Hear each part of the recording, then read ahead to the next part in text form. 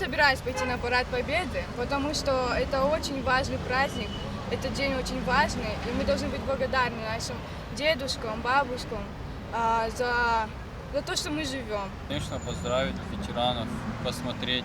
Это будет великое событие. Я работаю в тот день. Скорее всего, с внучкой пойдем, потому что она очень интересуется, ей хочется посмотреть. Конечно, пойдем, а почему нет? Такой праздник. Конечно, у меня отец погиб, брат на фронте. Конечно, пойду, как не пойду. Собираемся пойти. Мы вспоминаем наших дедов, наших прадедов, которые воевали за нас, которые дали свою жизнь для того, чтобы мы сейчас спокойно в это время жили. Нет, я обязательно пойду на Парад Победы, но я просто не в этом городе, я в Схинвале пойду. Конечно, пойдем. Конечно, конечно. Это праздник, самый священный праздник. Такой семьи, который бы не тронул тема войны. О, какие вопросы, я не готов. Да, конечно, пойдем. Думаю, здесь не остались те, кого кто-то из родственников, из предков не воевал. Конечно, пойдем.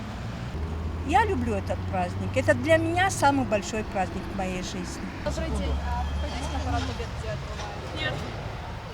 Обязательно, как это не пойдем? Пойдем, конечно. Только не в Москву, конечно, здесь пойдем. Обязательно, это разговоров нет. Это святой праздник. Если бы не эти люди, не было бы нас, нашей республики.